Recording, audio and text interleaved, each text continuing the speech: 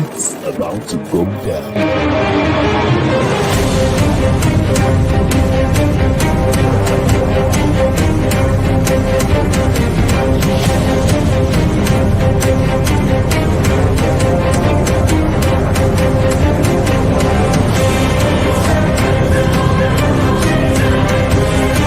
It's lovely pass, and there he turns cleverly. Can he find a finish? Oh, he can! Skilled by Joshua, and a return right hand. Good counter right. Bullen is hurt. Second right hand. That clipped him as well. Now he goes in for the kill. Well, Ricciardo is inching into the lead, and Ricciardo that win the Italian Grand Prix! Iguodala running the floor. Still leading the way with Canada in there too with the Netherlands.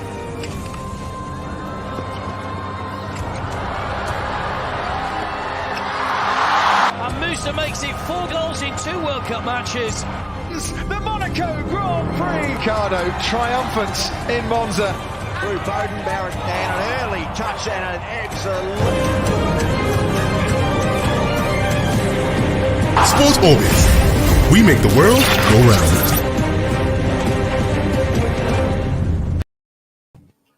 Hello and welcome to yet another wonderful episode of Sports Orbit, reaching you from the Leadership Podcast Studio. My name is Afa Acho and Salifu Usman is in the studio with me today. Salifu, welcome to Sports Orbit once again.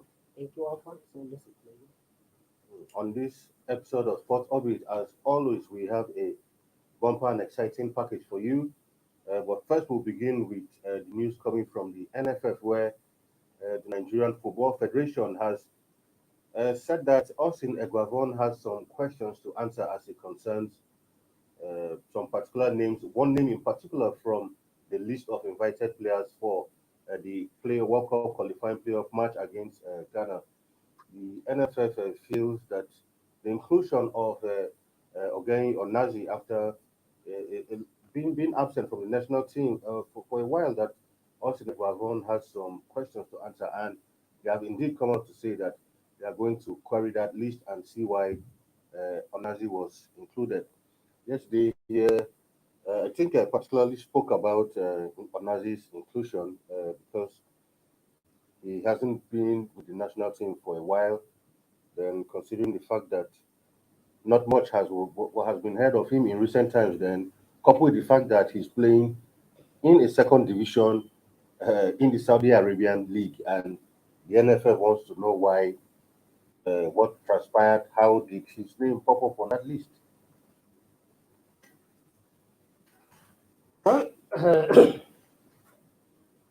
Me, as far as I'm concerned, this is not the right time for us to engage in all this kind of. Because all we need now, by the one against Ghanaian, the platform of Ghana, is to ensure that it's our utmost concentrations focus on the game, and all hands will be on this. And will be whatever requires this particular time, and is all the necessary support to be given to him from every angle to ensure that it's executed well. Well, in my personal view, I don't think there's so much to cry foul about the inclusion of Ogenyi Onazi. Thank God Ogenyi Onazi is not on the main list; he's just on the standby. So a coach has that Ogenyi Onazi has not been part of the team for a while. It's not under any other. It's not under any. It's not being banned from the national team. So if the then coach led by the then technical crew led by the Raw, based on their own information, on their own formation they want to play, and feel of Ogenyi was not necessary. Ogenyi was not necessary. He's not welcome in the team, or his service was not needed. And the new coach, every coach is different pattern. And if a coach and his always feel that Ogenyi Onazi, despite being absent for a very long time from the team, and despite play even in the second division in the Saudi League, which is not more lucrative or more vibrant league or competitive to any other European league that we all know of, and we feel that he still want him to play, still that his service, because sometimes football, the game of football go beyond the action you see on the pitch. Winning the match started from the dressing room. So a lot of things, a lot of work needs to be done to work on the players. And Eguavoen may be on his own wisdom, thinking that if yes, some of us may feel that Ogenyi Onazi may not necessarily, based on the field action, his service may not be required at this particular moment. But in those ones, may feel that okay, Ogenyi Onazi, because of his breathing gap, or because he has some skill, or he has some skill that necessarily can be used in terms of advice, talking to colleagues. So everybody have a different skill, and everybody have a different expertise. And we feel that Ogenyi Onazi coming to the team, we have some one way or the other to offer the team. So yes, the Nigerian Football Federation, with all due sense and with all due respect, they have the right to query the coach list. And it seems that all these things boil down to the agreement in the Nigerian Football Federation why all these things happen. Before now, I remember vividly during the time of Stephen Keshi, when Stephen Keshi was a coach, even down to the times of Sunday Oluse, we all know that before the coach will release his list. And now a coach will come and sit down before the media at the press conference of the Nigerian Football Federation. Will sit down before the coach and read out his list. And at the instantly, the media will have the chance to ask questions on why A or B, Mr. B was included on the list, and why Mr. A or this or so this player playing this are not included on the list. And instantly, the coach will have opportunity to answer all the questions. But come the time, because of the Nigeria because of their Kakabo and the story, only God knows to them. All of a sudden, all you see now, it is a demon Olajire, the spokesman, the media, the director of communication, that honor announced the list to the press. Now announce the list. We don't even announce. All you see is just wake up one day, you open your mail, the next you see Super Eagle list. And that's not the practice before. So I think if the Nigerian Football Federation, in all sincerity, they don't have anything to hide, they should throw the list of this. They should allow the coach to face the media and announce his list before the media and let the media ask questions. Before now, the coach, first and foremost, during the era of the time was Taiwo Gujobi down to the era of president, the chairman of the technical committee of the Nigerian Football Federation. The coach will first submit their list to the technical committee of the level. Then the technical committee will scrutinize the list carefully. And then thereafter, then the coach will now speak before the media and announce the list. But today, all you see, just wake up one day, you see the Super Eagle list in your mail or on the WhatsApp. And that is not the practice. And the media will not have a chance to ask the coach why Mr. A. Some of those things the fears and NFF arrangement would have been addressed if they were allowed the Eguavoen or the coach to release their list, announce their list before the media. The media would have helped them to answer almost some of those questions. But when we begin to hear that, then even in the year of work, some of the lists, some of these names were seen, they were not even, they cannot be even accepted from the school from some of the lists we are seeing. Not like an NFF official, chieftain of the NFF actually said, he said, as usual, the NFF didn't interfere in the list. That is the story for you. Yeah, exactly. I'm just quoting him. Yeah. Hence, we can ask questions about one or two players. The media too can do the same, particularly concerned about the case of Onazi, and we demand an explanation anyway. And still along those same lines, where Eguavoen, in his response to that, has actually said it was not his decision to actually invite Onazi. He said, while responding to questions, he said he did that to pacify everybody in the team. I really don't know what he meant by pacifying everybody in the team. So it's not becoming a case of the more you look, the less you understand. Because here the NFF are saying we are going to query, and Eguavoen is saying it was not his decision. So I mean that's an indirect answer. So it means that it's throwing back. Somebody influenced the inclusion because truth be told, let's leave sentiments aside. When I saw Onazi's name, actually, even me myself, I had a few questions to ask. Nobody is saying he's not a good player and all of that, but you will expect that in a national team of any country, any serious football playing nation. I mean, off of the top of our head, even while we're sitting here, if England is playing a serious match tomorrow, or Brazil or Spain, at least sitting here, I'll be able to at least mention at least 15 players who I'm sure will be in that team. You know, but in Nigeria, you can't really say that. So you now see some names, some people who have been out of action, you don't know where they play, they pop up on that list, and you begin to see that Because this is not the first time this is happening in Nigeria. We know what goes on in the background. We know this. Even return of Igalo initially, how it started. We know how that thing first started. It first started like a rumor, then gradually it turned. We know how these things work here in Nigeria when it comes to football. Eguavoen is saying, well, it wasn't my decision. And as if you look at it, apart from Ogenyi Onazi, if you're looking at the list critically, Exactly. William Ekong, who is the vice captain of the team, since after AFCON, Has not played. He has not played. Again, a table, he's just coming out of the injury. He has not played in action. So why included him on the very crucial match that they have to do with Ghana?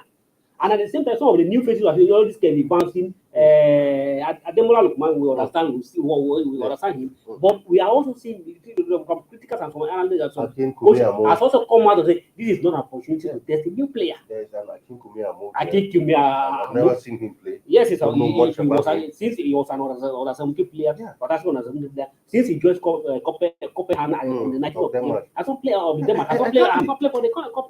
So you begin to wonder because that's why I said serious footballing countries. In serious countries, And now, like I was telling you, the way I was trying to my fear earlier that yes, in as much as the list is already on the public domain, what will require now is all the rest of the are to support the Baba and ensure that he protects the man. But now, if you're looking at the response of the Baba now, it's like throw at me and throw at you, and that may lead to another. That is for me. That is the distraction is already bring up. That's a distraction. And if a boy is coming, if the coach is coming out now, if you now sit down to analyze it, say that it's not my decision to include Onazi. And on fools lie the responsibility to invite a player. You have the absolute right and absolute power in collaboration with your technical crew to recommend and to list the player that you feel are good for the match. But when a coach is now, a head of coach is now coming out to say it's not by my decision and on full decision. And it's now and to make the matter say is it to specify some of the team members. To specify who? Who exactly? That's the question he asked. Who are you in the there as to specify a member a team? We have, serious business at hand, and this is not the time to pacify or be emotional about any players, irrespective of the relationship a coach might have had. And we say in his closing remark, he said Onazi is a good player, whether he's still good and can play at that level, we don't know, but that's why he said to pacify. We don't know. So you see, that's what I was saying yesterday. I haven't watched, like I said, the day I saw Onazi's name, I asked a question. He was jokingly, but I said, I thought Onazi has retired. So now you invited a player, you don't even know the level that as he is right now. But you just brought him. Let's see how he does. But the good thing is that the good thing is I don't know if we need to cry more than cry so much about this issue because he's still on the standby list. Yeah, in the event that something happens to do on the official on the main list, so he can be brought in. But thank God he has not been included on the full list. Sometimes when we have people like Paul who is backing in goal every week, we have and you are putting on the. We have Mwakali who even went to the AFCON. He didn't even make the standby list. Yes. So you begin to question some of these things. We have a Mwakali who went to AFCON, but it's not good enough now to even be on the standby list because of some new additions because you want to appeal to participate, like you said. Well, we'll see how that one pans out. I'm sure in the next couple of days, we'll definitely know the truth of the matter. This how it goes. It's already bringing. Exactly. Sure. Exactly. Away from that now to the NPFL, where former coach Kadiri Nkana of Eyimba has actually advised the management of Eyimba to give former Super Eagles winger Finidi George more time. He believes that Finidi is yet to properly adapt to the Nigerian league, and maybe that could be one of the reasons why he hasn't been coming up with the lack of. Eyimba has actually not been really consistent. They win some games you expect them to win. They lose it or they draw, like the last game against Takada FC. A lot of us were expecting that Eyimba will at least put up a good fight in that one, get all 3 points in that one, but it will not be. But Kadiri Kana, who happens to be the most successful coach of Eyimba FC, saying this young man, yes, he has had his coaching badge all there in Europe. He spent a lot of time even coaching youth teams there.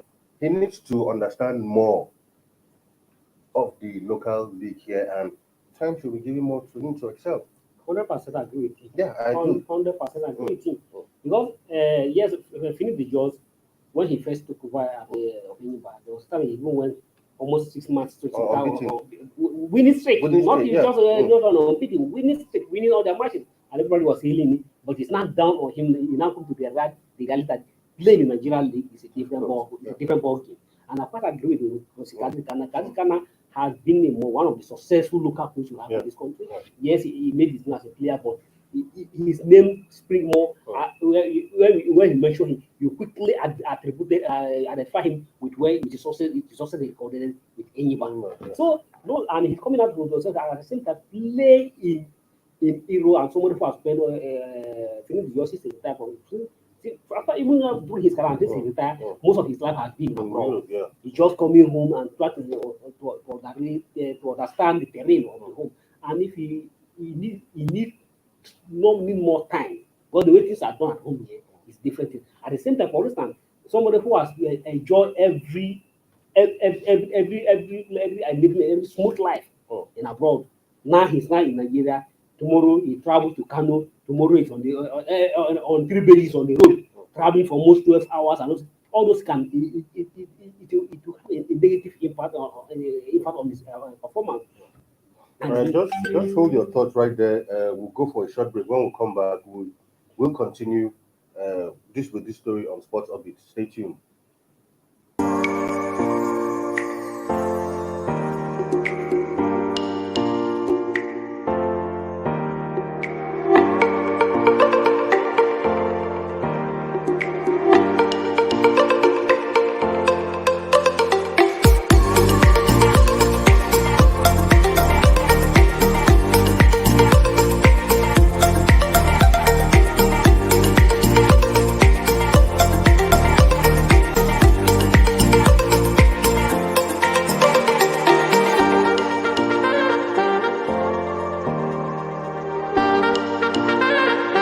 For sponsorship and advert placements, please contact 080-3688-6158. Last Word Leadership Podcast Studio. You have the last word.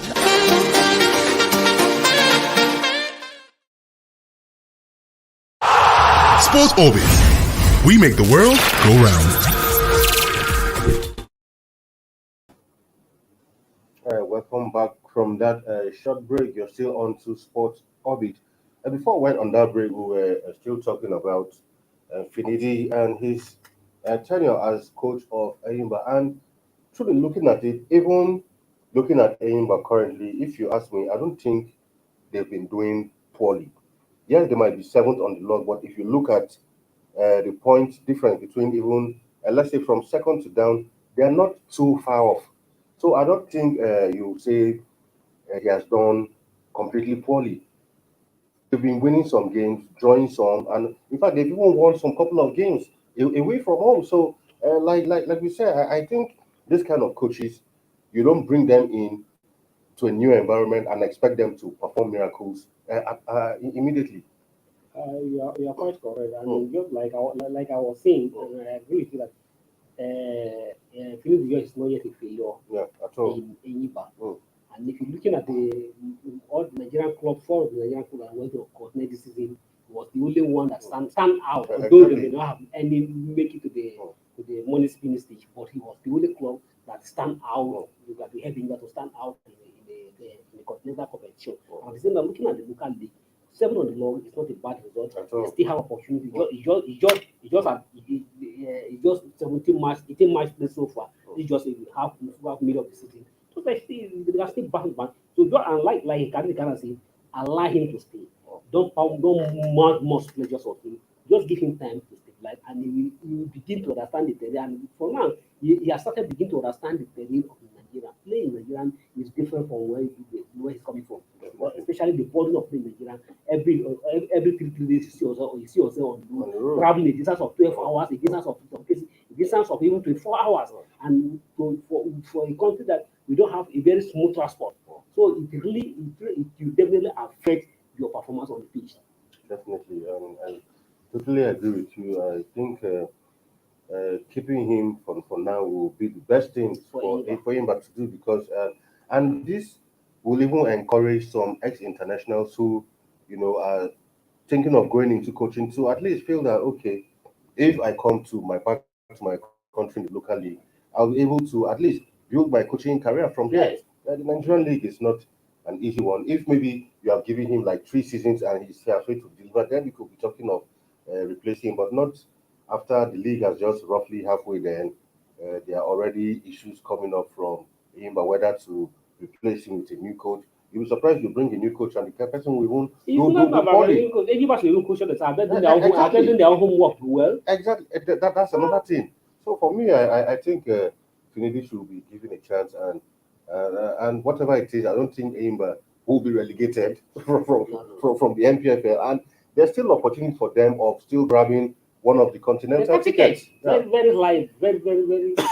Hmm. All right, away from that now to a bit of transfer where Liverpool have been linked with a transfer for Nigerian star Chidera Ejuke actually to provide backup for starman Mo Salah. That's according to report by Liverpool.com. Ejuke is currently plies his trade with CSK Moscow, and I'm sure now with the situation with Russia and Ukraine, he will want to quickly find another club. But well, this is still at the speculations stage, and we all watch Ejuke a couple of times. We know what he brings to the table, but what a lot of Nigerian fans especially have against him is you hold on too much to the ball. When you need to distribute or pass for your ball, you still go on dribbling aimlessly. Yeah, and I think he need to work on it. He need to work on that side of his game because it is a teamwork. It's not an individual game. So as a teamwork, we are working as a team. So you need to also play for a team and play as a team, not just play as an individual player on the pitch. You are not alone. You have to dribble every to score. You have to be a team player to succeed as a football player. And we hope that this is not just a mere speculation.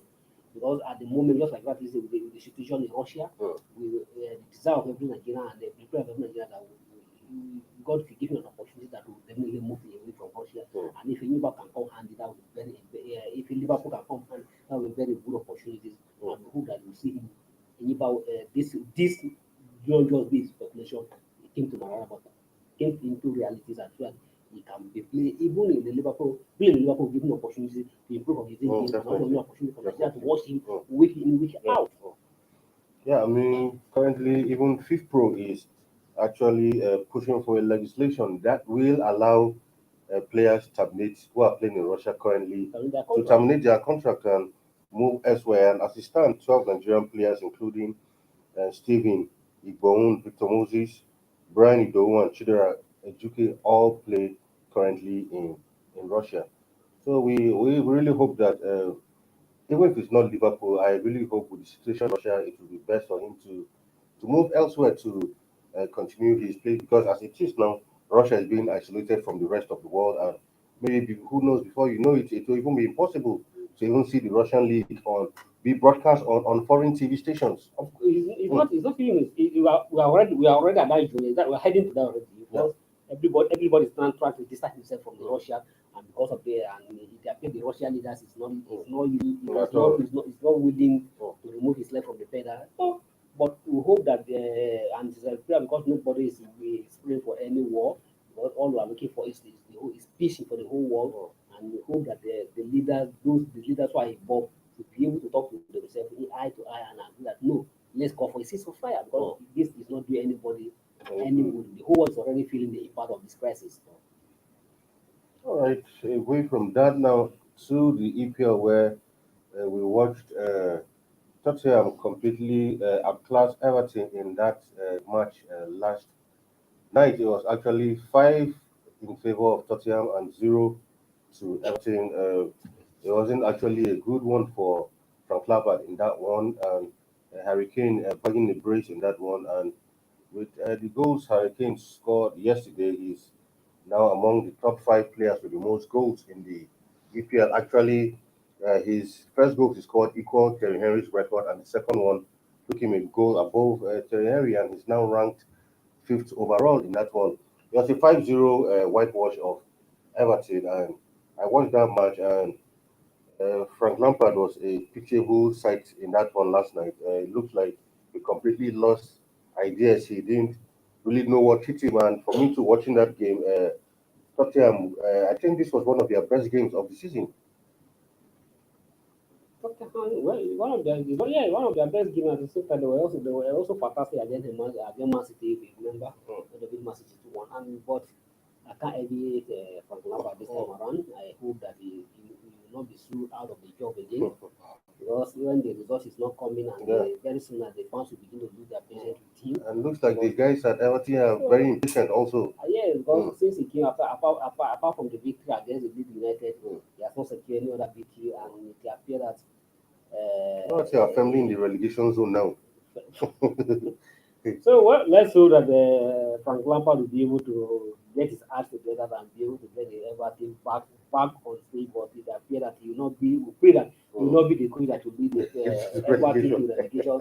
Because Everton has always been a candidate, has always known as a Premier It's a League club. mid-table team, As a at least for many years. Not even because even the time They went for Champions even League. challenge for a Europa League. Even challenge for a top four position. So now battling in relegation. I hope, I pray, Frank Lampard name should not be mentioned as the coach that will drag Everton into the relegation. No, but truth be told, the Everton job has not always been an easy job, if you ask me, because we've seen the coaches who have passed through that system, and since the departure of David Moyes, yes. Everton haven't been able to have their reading from Ronald Koeman to this man who is at Belgium now, Roberto Martinez. And Ancelotti passed there. That's why the Madrid job came, and Ancelotti quickly dumped Everton and ran back to Madrid. It was even Ancelotti last season that almost sent the club back to their normal. Exactly. Even among we think above the 8th position. So, and unfortunately, and when the Madrid job come, and Ancelotti has to dump the club and leave, and now the Benitez came, still didn't work. It didn't work. And now they're bringing just less experienced coach. In fact, before Lampard was even given the job, Everton felt okay when Rooney, who actually grew up that's his boy club, was actually offered the job, but he turned it down. That he continues with Derby County to continue to hone and develop his coaching skills there instead of taking up this very difficult It's job. like to me, it's like Frank Lampard was hasting accepting that job. Yeah, I think he has been out of job for a while, and he was eager to get back. He was sacked this season, no, last season, isn't it? Yeah, but I think for him, I think he was too hasty, and taking that kind of job at this time, I think he was too hasty because looking at the position of Everton at that time when he came, I don't think he has all the pedigrees and the experience needed. He must take a very experienced, highly experienced coach too. Yeah. Anyway, away from that, now straight to the Champions League matches that will play today. Of course, it will be Bayern Munich versus FC Salzburg, then Liverpool versus Inter Milan. Of course, these are both second legs of these encounters. In the first leg, Bayern Munich and Salzburg played a 1-1 draw, while Liverpool were 2-0 winners against Inter Milan out there in Milan. So as it stands now, except Inter comes out with something special tonight, looks like Liverpool Already in the quarterfinal. Yeah.